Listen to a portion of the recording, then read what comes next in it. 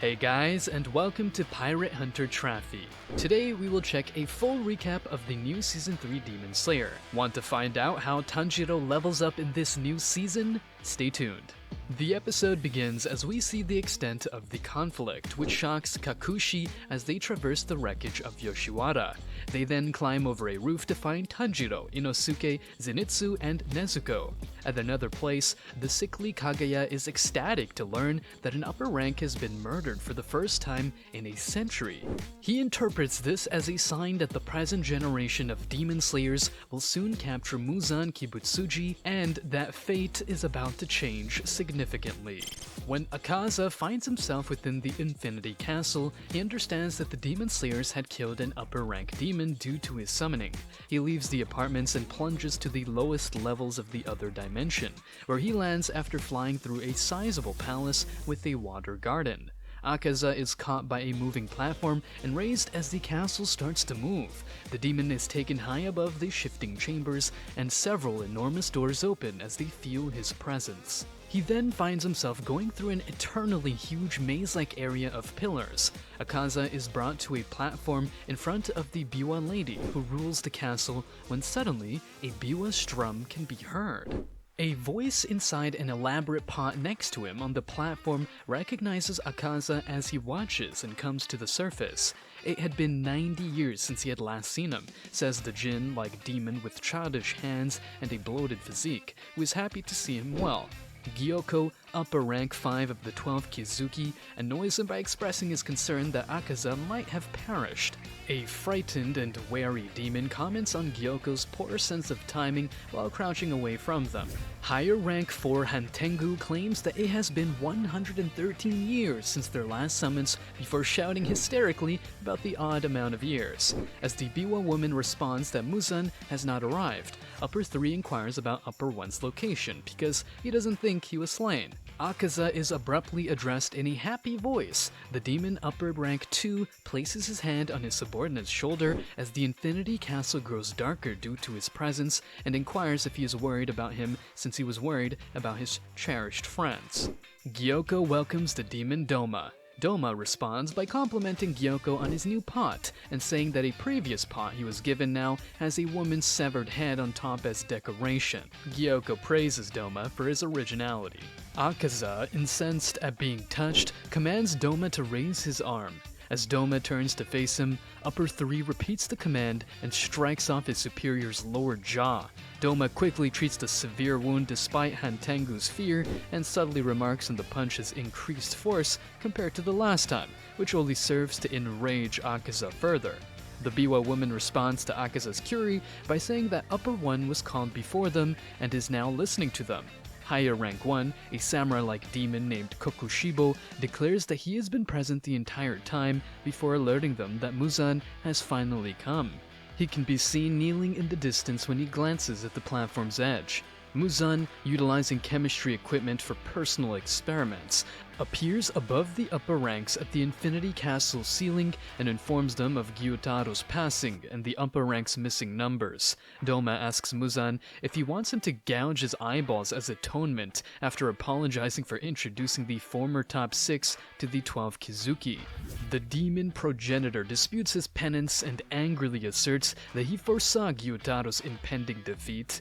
He considers Daki an obstacle and maintains that he might have triumphed if he had poisoned the demon slayers and prevented a drawn-out conflict. He criticizes the higher ranks, calling them useless and asserting that they now belong to the ranks of the residual humanity rather than the levels of power, adding that he did not expect much of them. Doma asks Muzan if he has ever fallen short of his master's expectations, and Muzan responds that they have failed because the Ubayashiki family is still alive. The blue spider lily has yet to be located. The glassware and equipment on Muzan's desk shatter as he angrily asks, how could they not find it after centuries? Before commenting that he no longer sees a reason for their existence. Hantengu becomes even more terrified and pleads for mercy.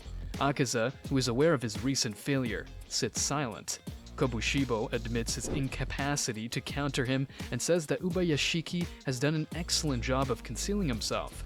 Gyoko then claims to have knowledge that would help him achieve his objectives. As the demon is still speaking, Muzan suddenly appears in his field of vision, having been beheaded too swiftly for him to notice. Muzan expresses his hatred of change, whether it be situational, physical, or emotional, and his belief that permanence and an unchanging condition are preferable.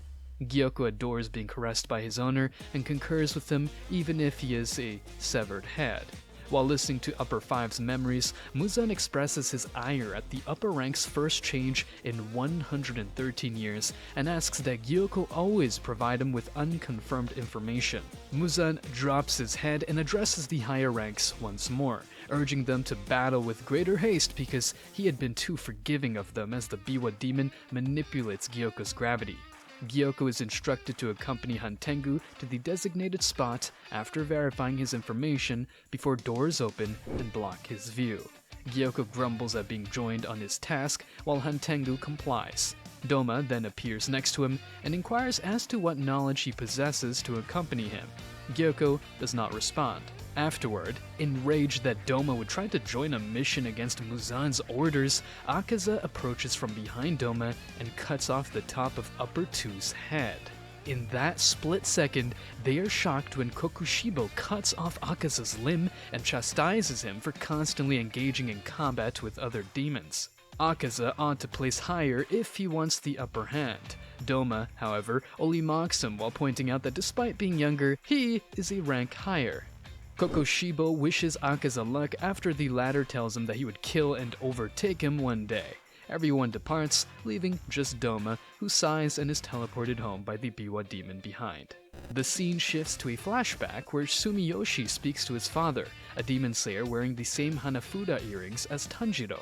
The father of Tanjiro, a little child, praises the Hanafuda demon slayer for saving his life and expresses his desire to propagate the hero's reputation. The demon slayer claims he is weak since people who travel the same path as him arrive at the same destination. It turns out that it is a memory of Tanjiro's that he dreams about before he wakes up 2 months later. As Kanao discovers him awake, she is relieved that he has finally recovered from the coma. Goto, a Kakushi, summons everyone in as soon as he arrives, and even Aoi starts to cry since he is astonished to see Tanjiro awake. Zenitsu woke up the day before and was already on a quest. Much to his chagrin, as they catch up, Hashira is in good health and recently left with his wives. Tanjiro then notices Inosuke, who is de-sealing after he nearly lost his life. He falls on the bed and announces that he just woke up a week ago, surprising everyone with his appearance. The females argue with Inosuke until Kanao calms them down while Tanjiro nods off. The cat of Tamayo comes to see him and is happy to see him alive. When Tanjiro undergoes recovery training, Goto, Inosuke, and Zenitsu are assigned missions. While anticipating his new blade, he receives a letter from his swordsmith, Hotaru Haganezuka, informing him that since he continually shattered his previous ones, he would no longer receive new swords. Tanjiro brightens when the girls advise him to visit the swordsmith's village and personally persuade him. A female Kakushi announces herself outside the Butterfly Mansion and says she will be driving Tanjiro to the hamlet. She provides him with a blindfold, earplugs, and nose plugs to wear to protect the secrecy of the community. To conceal the precise location of the settlement, Tanjiro is tasked with traveling with various Kakushi along the road, led by multiple Kasugai crows. He eventually takes off his blindfold and is amazed to see the swordsmith village, where every resident is wearing a Hyotoko mask to hide themselves. The Kakushi points him in the direction of the village's chief, although he can smell a hot spring nearby. He gratefully praises the chief loudly, and someone bathing in the hot springs overhears it. Mitsuri Kanroji, the love Hashira, notices someone has arrived and gets excited. As Tanjiro meets with the village chief Techin Techikawahara, he is informed that Hotaru is missing. When Tanjiro worries about him, Techin accuses Hotaru of producing subpar swords and threatens to replace him if he cannot succeed. Tanjiro hopes that Hotaru won't be punished when he is transported to the hot spring to recover. In an unexpected greeting, Mitsuri hugs him and tells him that someone disregarded her. By informing her that dinner is almost ready, he cheers her up and sends her off. When he visits the hot springs, he runs into Mitsuri's ignorer Genya Shinazugawa. He enters and makes an attempt to establish a connection by talking about his brother Sanemi, but Genya simply beats him up like his brother before leaving while Nezuko floats in the water. Mitsuri and Tanjiro overindulge during dinner and ponder whether Genya and Sanemi are not getting along. While they wait for Genya to arrive, Mitsuri plays with Nezuko. They decide to bring him food out of concern for him. Tanjiro then asks Mitsuri about her decision to join the Demon Corps while they walk, and she quickly expresses sorrow, explaining that she entered the Hashira ranks to find true love in a man who is more powerful than her. They discover that he is gone when they get to Genya's chamber. As Ikakushi comes across them, he informs Mitsuri that her weapon is prepared and that she is free to go. Before leaving, she tells Tanjiro that the best learning comes from first-hand experience and that fighting an upper rank and surviving gives Tanjiro over 10 years of experience. She promises to support them, and a motivated Tanjiro vows to find a method to get the better of Muzan. Impressed, Mitsuri tells him he must locate a hidden weapon in the village. One of the forgers informs Tanjiro the following day during his training that Hotaru still needs to be located. He decides to search for the hidden weapon while he waits for his swordsmith. He stumbles onto Muichiro, the mist Hashira, arguing with a swordsmith while looking. The swordsmith declines his request for a key. As Tanjiro notices someone else wearing Hanafuda earrings, he realizes it is the man from his dream. Well, that's it for today. Please like, share, and subscribe to find out what happens next.